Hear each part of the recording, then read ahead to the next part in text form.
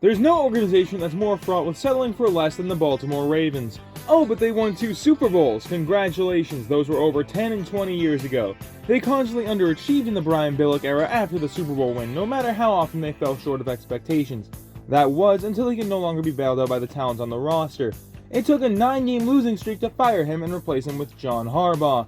While he's been put on the chopping block by the fans as of recently, he's still their best coach in franchise history.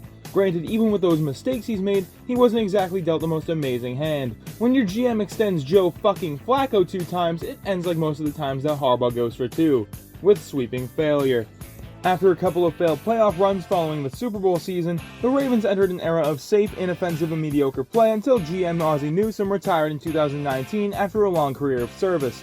He was probably one of the better GMs in the league during his time with Baltimore, so who's a better guy to replace him with than the one who's been marinating under his grip for over 20 years? Enter Eric DeCosta, a man whose tenure as GM can best be categorized as okay, I guess. To give him credit where it's due, if he only had to be judged with how he approached the defense, we'd be giving him a boat cruise down the Potomac River. If you look how he's addressed the offense, however, you'll want to throw him off the Chesapeake Bay Bridge. In his first year, he doubled down on ushering in the new era of Lamar Jackson by finally dumping off Joe Flacco's awful contract and attempting to give the Ravens a legitimate receiving core, drafting Hollywood Brown in the first round, Miles Boykin in the third, and bringing back Willie Snead. It didn't matter much because Lamar was Houdini and the defense was dominant, so I guess it worked. A 14-2 record with Super Bowl expectations from everyone, possibly their best roster since 2012. Surely they did something with it.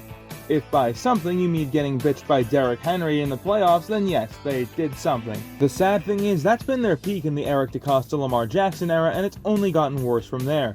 Throw in some horrific offensive coaching and another batch of subpar receivers, and now you have a recipe for a team in decline. When Lamar got injured, one thing became clear.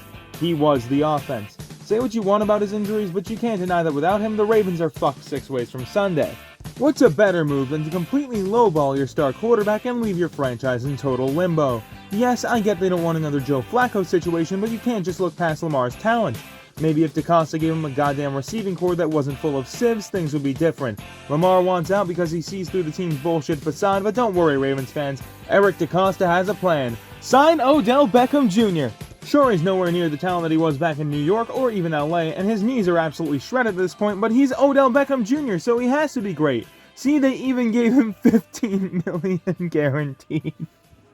If Lamar does decide to come back to the Ravens, he'll have an average aging receiver for about 5 weeks before Beckham tears his ACL again. Baltimore having Super Bowl aspirations? Quote the Raven, nevermore. Maybe when it's all said and done, you can have some fun with Pro Bowler Tyler Huntley. Hell, he already has experience starting a playoff game for you. Out of the backfield on 2nd and 6, Huntley's throw and traffic is intercepted! If all else fails, you can throw DeCosta into the harbor. Good luck, Ravens fans. You're gonna need it. In conclusion, fuck you, Baltimore! Please drive home carefully and come back again soon. Good night.